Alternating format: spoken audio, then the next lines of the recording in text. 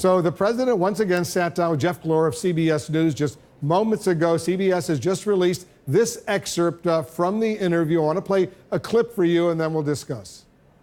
So you agree with U.S. intelligence that Russia meddled in the election in 2016? Yeah, and I've said that before, Jeff. I have said that numerous times before. And I would say that that is true, yeah. But you haven't condemned Putin specifically. Do you hold him personally responsible? Well, I would, because he's in charge of the country, just like I consider myself to be responsible for things that happen in this country. So certainly, as the leader of a country, you would have to hold him responsible, yes. What'd you say to him? Very strong on the fact that we can't have meddling, we can't have any of that. Now, look, we're also living in a grown-up world. Will a strong statement, President Obama supposedly made a strong statement. Nobody heard it. What they did hear is the statement he made to Putin's very close friend, and that statement was not acceptable. Didn't get very much play, relatively speaking, but that statement was not acceptable. But I let him know we can't have this. We're not going to have it, and that's the way it's going to be. And that's the excerpt. Congressman, what's your reaction? Well, it was amazing that President Trump didn't have the courage to stand there in front of Vladimir Putin and to his face acknowledge that Russia interfered with the 2016 American elections, and then to fly back to Washington the next day and realize that he had to do incredible damage control and basically say that he got a word wrong.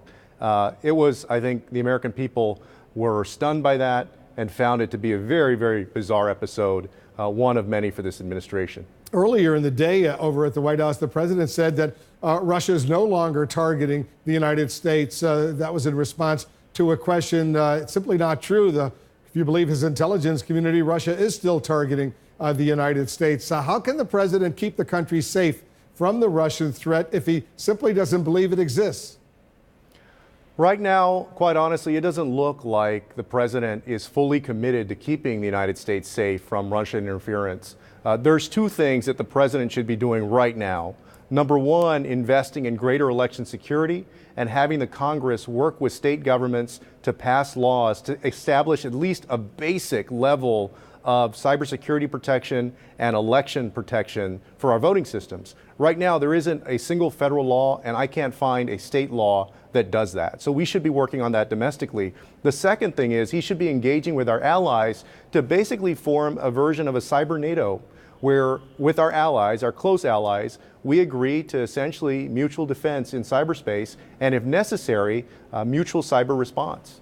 You accept the statement, the explanation from the White House press secretary, Sarah Sanders, that the president was simply saying no to follow-up questions in that photo opportunity. He wasn't saying no, that Russia no longer is targeting the United States. Do you accept that explanation? I disagree. I think if you listen to that audio, it's clear that he was responding to the question. And that's Sarah Sanders' job, is to make sense of what the president is saying. But it's another example of how on any controversial issue, you'll get 3 or 4 or 5 different answers, sometimes multiple different answers like this time from the president and then from his spokespeople. Sarah Sanders also said that in their private 2-hour meeting, President Trump and President Putin discussed election meddling here in the United States, but she did not say if the president specifically told Putin not to interfere in future U.S. elections, including the midterms coming up in November. How concerning is that to you? Well, we know that he didn't say it publicly. He said the reverse, which is that Russia was not responsible for interfering. So I hope that he said it privately. And the way for us to know that would be for a transcript to be released or for that interpreter to come to Congress. And we don't have to do it out in the open. We can do it in a classified setting and let the interpreter tell us exactly what was said in that meeting. But that's clearly a difficult thing for an interpreter, given their various codes, to do that. You'd have to go forward and actually subpoena her, the interpreter, assuming the administration says she can't go, and they could cite confidentiality or other factors. Now, you're right, Wolf. There's no question that it would be an unusual thing, but the stakes here are incredibly high.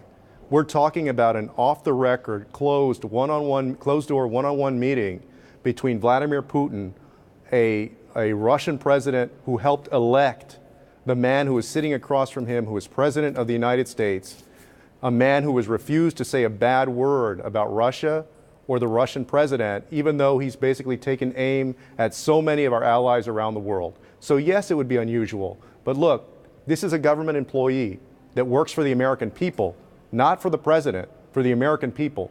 So I think in this case, it would be worth pursuing. Very quickly, do you think the U.S. has a recording of that 2-hour conversation between Presidents Trump and Putin? If I had to guess, I would say I doubt that the United States has a recording, although it's possible.